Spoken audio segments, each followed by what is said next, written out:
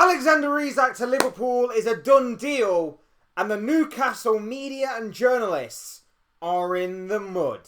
Hey guys, welcome back to the channel. Welcome to another video. Today's video is going to be an exposing video on certain Newcastle journalists, certain Newcastle media, maybe even certain fans as well, that have been very vocal on this Alexander Isak situation, claiming he's definitely not going, stating that the club are definitely not going to be selling him.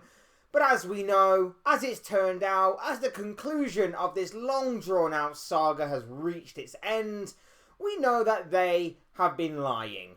I've been trying to expose them throughout the entirety of this situation, in particular a certain Luke Edwards.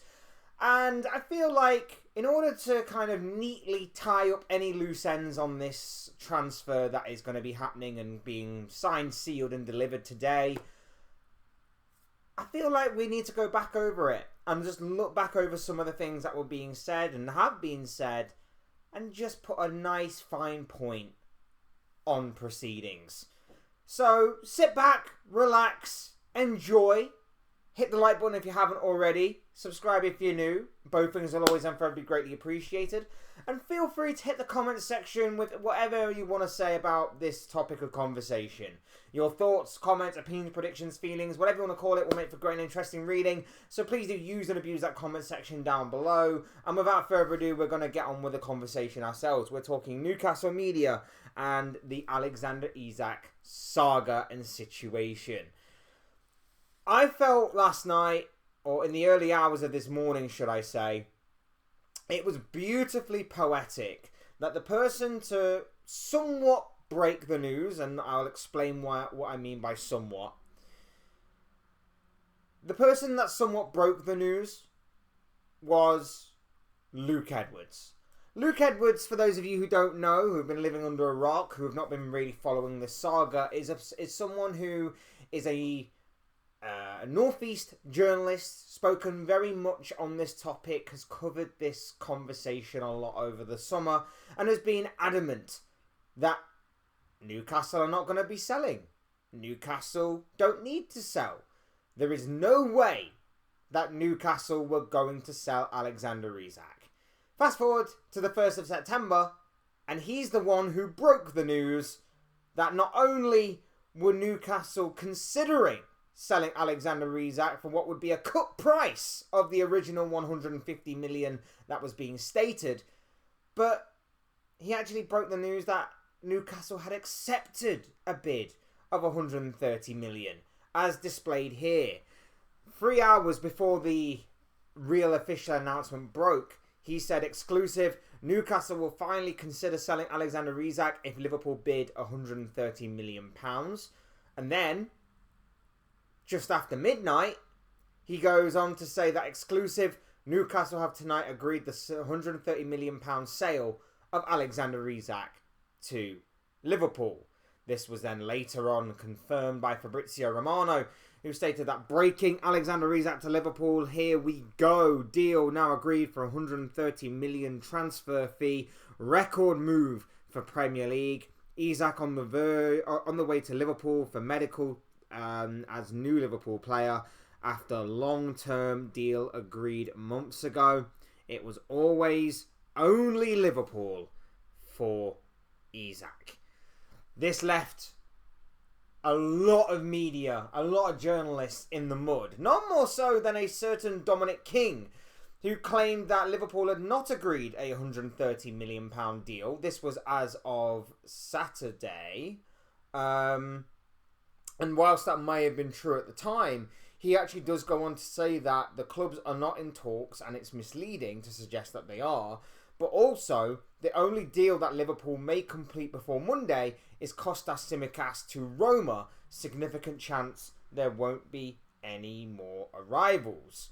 So, not only has he been proven wrong in terms of the Isak situation eventually, he's also been proven wrong on multiple occasions, because Liverpool are also considering the sale of Joe Gomez. Harvey Elliott is on his way to Aston Villa on loan with an obligation to buy. And of course, there is still the Mark Gay situation, which is ongoing. So, He's been proven wrong on multiple times there. But it's not just him.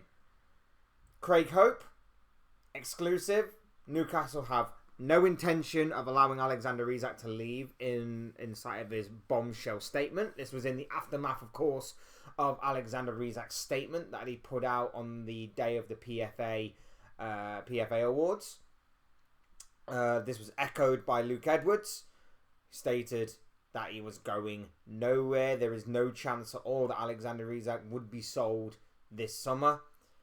And Edwards himself went on to say that if you are reading Newcastle's statement tonight and think that there is any chance Alexander Isak will be joining Liverpool this summer, good luck to you. You're going to need it. I've been trying to tell you all summer that what the situation was. Some of you didn't want to listen. There is a reason some of us didn't want to listen. It was because you are talking absolute crap. You were talking absolute waffle. No one was believing it because everybody saw through the lies, the misleading statements, the misleading reports, the misleading truths. Everything along those lines, everybody was seeing through. Even the hypocritical stuff. He's not for sale, but yet has a 150 million price tag on his head. Newcastle need to meet conditions before a sale could even be considered. But yet, those conditions were supposedly 2 strikers and then a significant 150 million fee. And neither one was met because only 1 striker was through the door before this bid was accepted, and Liverpool did not pay the £150 million fee that you and so many other Newcastle fans were demanding that Liverpool pay. It didn't happen. It was never going to happen. And that this story was always going to have the ending of Isak going to Liverpool. It just was. It just had to be. There was no other way of getting around it. It just had to be that way. Everybody knew it was never going to be 150 million. Everybody knew that conditions that were supposedly had to be met was very flexible, because that's just the way and nature of football and transfers. It was always going to happen. And you sitting there hyping up all of this, hyping up the small selection of fans that actually decided to believe you, rather than see through the lies, see through the ridiculous words that you were putting out there, it just was going to end one way. One way. He even then went on to have a pop at Isak's advisors, saying that they had failed him miserably and that he doesn't condone any of the actions met by Alexander Isak. He said he signed a new deal. He should be honouring that deal. He hasn't done enough to try and force his way out of Newcastle, and that even though that there is still a possibility that Liverpool could still sign Isak, he says that they are still not moving. He will not be sold, and it would damage the reputation of Newcastle and what they have obviously put out to both him and anybody else that's reporting on this. And that the sooner he realizes the bad ways and the negative ways that he's affected the club, the sooner that the healing process, in his words, could begin. And again, the sheer hypocrisy of Luke Edwards' words. Not once has he criticised Yoane Wissa until, I don't even think he has done. And if he has done, it's definitely took him a while to do so. Not once did he criticise anybody else that has been in this situation that has done the same thing. Victor Gyökeres did it at Sporting Lisbon. Don't see him commenting on that.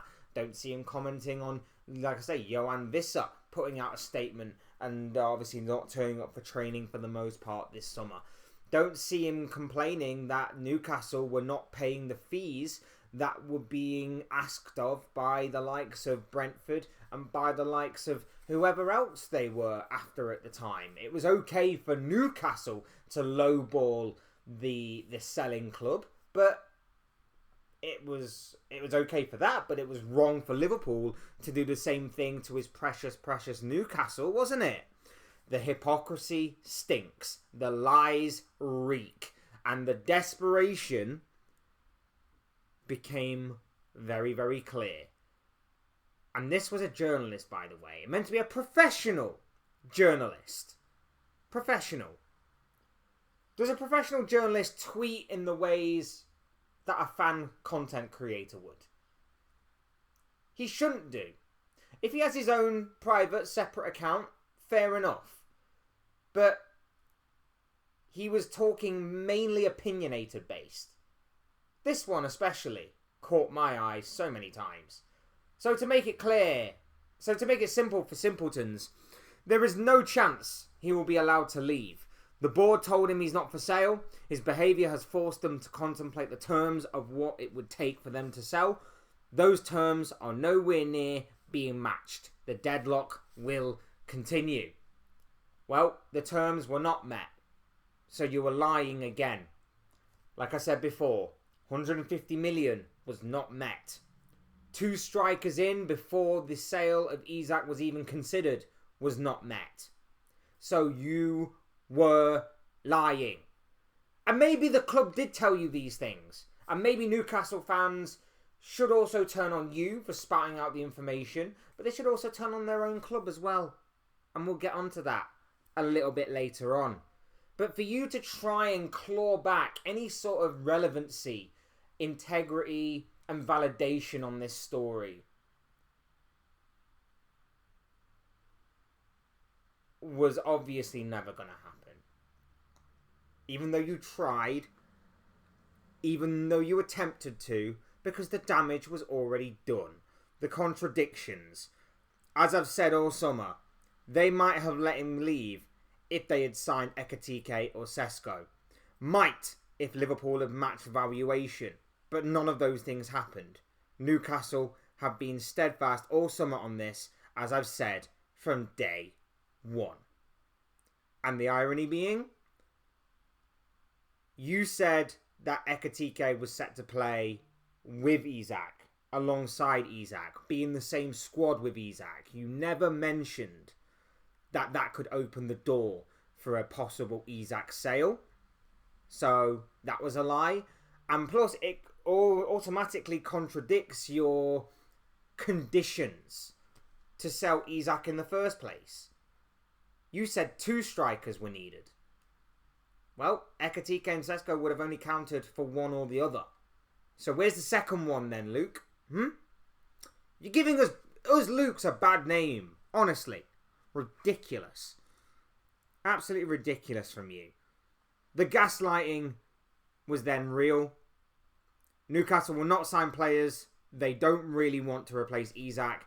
Being the same all summer. Had they got Ekitike or Sesko, Liverpool bid of 150 million maybe he could have gone. May being the key word here, given the stance that has always been not for sale. But signing for a striker for the sake of it will not far more damage than good long term. Far better to keep Isak and reintegrate, as hard as that has become. Again, the plan all summer. They are actively looking for a replacement for Wilson and will continue to do so until the end of the transfer window. Again, a lot of waffle, a lot of gaslighting, a lot of hypocrisy. You couldn't even sign a replacement for Wilson. A player who only played 350 odd minutes for Newcastle last season. You couldn't even find a replacement for him. Until, of course, you signed Voltemeda, and you're obviously going to be getting Vissa today. You eventually got them through the door, but it took a long, long time. The gaslighting, unbelievable. Unbelievable from this guy. The backtracking that this guy has done over the course of the past few days has been incredible. Like I say, look, again, one of Ekitike or Sesko, 150 million. Both conditions not met. 1 striker rather than 2, even though he's been spouting this nonsense that 2 need to be bought in. It just reeked of sheer desperation. absolute nonsense. And then, like I say, to try and claim back some validation, to try and claim back some integrity to what he's been, to the nonsense that he's been spouting off all summer. He goes after Ben Jacobs. Now, Ben Jacobs had tweeted exclusive, Liverpool have had 125 million fixed fee bid to Alexander Isak accepted this evening. There are no add-ons. That was the news and understanding from Ben Jacobs. And Luke Edwards decided to reply. Ben, on a story of this magnitude and given it was me who broke the story, can you not for once credit the journalist who was responsible for it? I understand what you do, but this is out of order. You also got the fee wrong. Now it's being said it's between 125, 130 million. Romano said it was also 130. We'll know later on, I would imagine, for definite and for sure. But again, that is to Ben Jacobs' understanding. And not only that as well. I mean, I'm not exactly a massive fan of Ben Jacobs. But to try and claim back some of that validation after the nonsense, the lies, the hypocrisy, the gaslighting, everything that you've spouted off this summer in regards to this topic of conversation is incredible to me. Absolutely incredible that you would do that. And not only that as well, but a certain Indy Kyler put out this on Thursday. Exclusive, Liverpool to submit British transfer record offer for Alexander Isak. And in the article, it says that he was going to go off for 130 million. So maybe it was Indy who broke it, not Luke Edwards. So in an attempt to sort of validate himself and to try and claim back some credibility, again, it's failure after failure after failure after failure. No one is going to take this guy seriously again. No one is going to trust this guy again. He should be finished. I don't want to kind of like pile on here or anything, but it needs to be called out for what it is. The guy stood firm on Newcastle not selling. The guy stood firm on these conditions that were being met. The guy stood firm on the statements made. He made jokes at the expense of Isak for not deleting Newcastle-related posts on his social media. He tweeted like a fan and not as a professional journalist.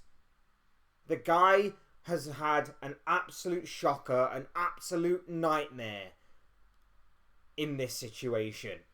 And like I say, no one is going to take him seriously again. Fans have also had their say. Geordie Josh put this out on Saturday in the aftermath of Newcastle's 0-0 draw with Leeds. Alexander Isak to blame for another non-victory here. Get him sold for that British record transfer fee ASAP. It's Volta-Mader time soon. Now, he got his wish that it was sold for a British record transfer fee. But to blame Isak, it doesn't fly well with me. The fact of the matter is that Newcastle went into the season still with only one striker. Yes, if Isak had been there, he obviously probably would have been starting in that game. But to not have a backup, that's on you. To not find a replacement for, of all people, Callum Wilson, who was more known for his time on the medical bench than actually on the subs bench, that's on the club. That is on the club for not making that happen, for not preparing properly. When are Newcastle fans going to turn around to their club and go, what the hell are you playing at? Why is Liverpool the bad guy when all they did was say, we have a very big interest in your top player?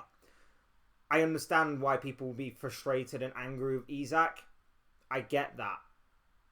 But if promises were made, which is looking like they were now, by the way, it looks like promises were made to Alexander Isak, which is why, again, he left the club, which is why he didn't want to return to the club, which is why he was eventually sold. And also, by the way, why Newcastle representatives and ownership were around Isak's house or wherever they were having face-to-face meetings with Isak to try and convince him to stay. if you were that strong on Isak staying at the club, why were you trying to convince him to stay when you were going to reject Liverpool anyway? It makes no sense. It made absolutely no sense. And like I say, you should be looking at your own club on this. And just as well, just kind of wrap this up a little bit. True Geordie put this out a few hours ago. PSR working exactly as it was designed to do so.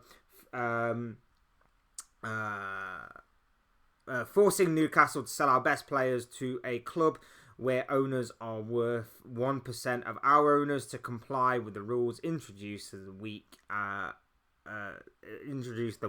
owners brought us. Now again, nobody forced Newcastle to sell, and if we are to take the words of Craig Hope and Luke Edwards and whoever else, then obviously Newcastle were not going to sell. So what changed? It wasn't PSR, was it? Or was it? I don't know, but I highly doubt it, because they weren't going to sell originally and they were holding out for 150 million. But all of a sudden, a lesser fee comes in and there you have it. The deal is done. Not necessarily down to PSR that forced you to sell. You didn't really need to sell. That's at least what a lot of Newcastle fans were saying. There was even a Newcastle fan that was crying on TalkSport that they didn't have to sell. But what I found interesting was this. Transfer Market had put Newcastle ranked as 4th this season in terms of spending. 4th. 230 million. Just over. That's a lot of money. And that's not even with the Visa deal, which is set to go through later on today, or maybe even as this video goes up. So, doesn't exactly kind of fit the narrative, does it? And not only that as well, but the sense of entitlement that a lot of fans, Newcastle and rivals, have been throwing at Liverpool, saying that they're entitled, they're this, they're that, the other. Certain Newcastle fans failed to see again the hypocrisy. Just because you are lottery winners, just because you've won the lottery by being bought by a mega rich consortium of people, doesn't necessarily mean you should be paying. You have the license to go out there and splash the cash. Liverpool have been paying their way within their means through good business off the pitch, as well as handling their business on the pitch.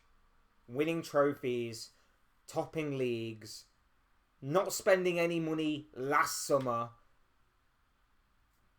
That is good business.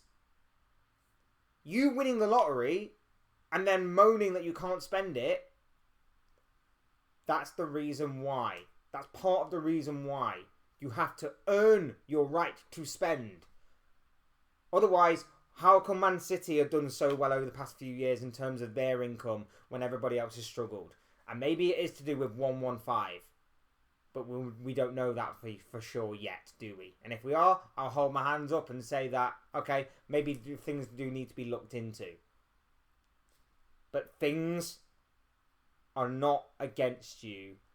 Your ownership need to put more effort in. If Chelsea can work their way around certain things, if they can find loopholes and they can work their way around the rules, then guess what? So can everybody else. And especially, so can you if you have all the money in the world, pretty much. It just makes no sense to me. And also on True Geordie as well, he hasn't exactly handled this in the best of ways. He's wished for a serious injury on Isak and said he'd have no sympathy if that occurred, and also compared this situation to the tragic and heartbreaking passing of Diogo Jota. So True Geordie's had an absolute nightmare. Luke Edwards has had an absolute nightmare. The whole Newcastle journalism system from top to bottom has had an absolute nightmare. Newcastle have had a nightmare, but yet it's all Liverpool's fault. I'm not saying you shouldn't blame Isak. I'm not saying that maybe you can't blame Liverpool somewhere along the way. But to not look at your own club of Newcastle, to not look at your own journalistic sphere that is around the club and pin the blame on them, I think is an outrage personally, but that's just me. Look, I know it's been a lengthy video. I appreciate each and every single one of you if you are still here. Thank you to everybody that is here. These are just the thoughts, comments, opinions, predictions, feelings, whatever you want to call it, of this guy. I want to know what you guys are thinking and feeling. Let me know what you guys are thinking down below in the comment section. Use and abuse that section. People would love to hear what you have to say. Otherwise, hit the like button on the way. I've enjoyed the video. Subscribe if you are new or want to see more content like this. Both things will always and forever be greatly appreciated. And as always, thank you all so much for watching and listening. I've been Fletch. This has been another Fletch Talks video. And I will see you all again soon in another video or live stream or whatever it may be. Cheers, guys. Thanks everyone for watching. Take care. Enjoy the rest of your day. I'll speak to you all again very, very soon.